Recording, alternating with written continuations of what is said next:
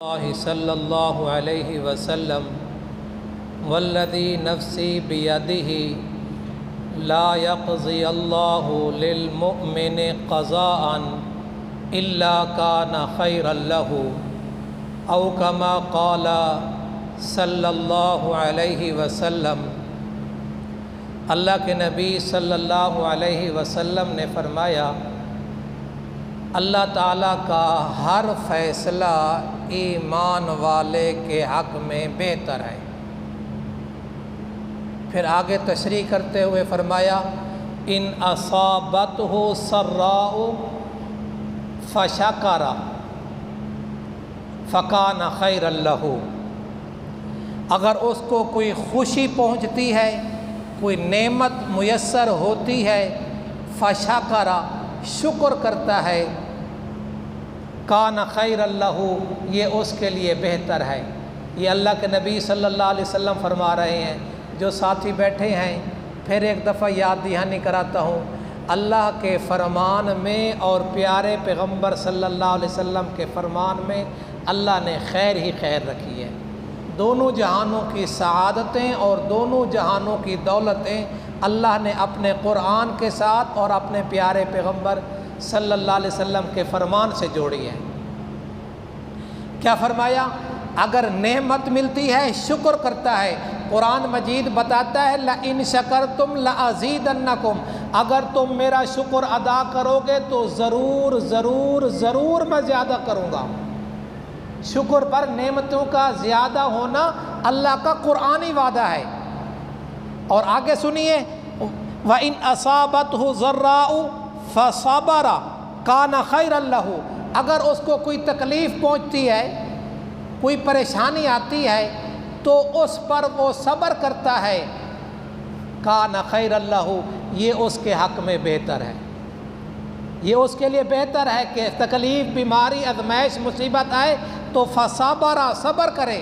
اور قرآن مجید صبر کرنے والوں کے بارے میں کہتا ہے انما یوفی الصابرون اجرہم بغیر حساب، اللہ تعالیٰ صبر کرنے والوں کو بغیر حساب کتاب کی عطا کرے گا۔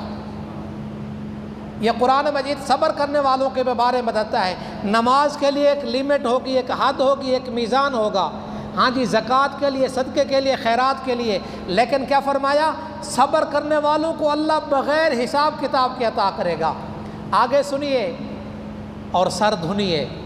آگے رحمت کائنات صلی اللہ علیہ وسلم نے فرمایا وَلَيْسَ ذَلِكَ لِأَحَدٍ غَيْرِ الْمُؤْمِنِ، یہ جو صبر کرنا، یہ نعمت ملے تو شکر کرنا، اور آزمائش اور تکلیف آئے تو صبر کرنا، یہ خوبی صرف اور صرف ایمان والوں کے اندر ہو سکتی ہے۔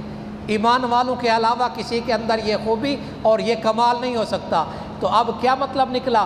اب خلاصہ یوں بنا کہ اگر نعمت ملتی ہے تو شکر کریں گے، بیماری، آزمائش، تکلیف آئے گی تو صبر کریں گے۔ ان دونوں کام کے کرنے پر اللہ تبارک و تعالی کے رجسٹر میں اور آپ انشاءاللہ ایمان والے لکھے جائیں گے، کیونکہ اللہ کے نبی صلی اللہ علیہ وسلم کا ارشاد ہے، اور میرا اور آپ کا یقین ہے کہ اللہ کے نبی صلی اللہ علیہ وسلم کا فرمان، ہر فرمان 100% سچا ہے۔ کہو نا بے شک، ہر فرمان 100% سچا ہے۔ ایک آیت سنا کے بات مکمل کرتا ہوں۔ اللہ تبارک و تعالی فرماتا ہے وَإِذَا أَذَقْنَا النَّاسَ رَحْمَةً، جب ہم لوگوں کو اپنی مہربانی کا مزہ چکھاتے ہیں نا، مال دے دیا، دولت دے دی، صحت دے دی، عزت دے دی، شہرت دے دی، یہ چیزیں ملتی ہیں نا انسان کو، فارحوا بہا، خوش ہو جاتا ہے۔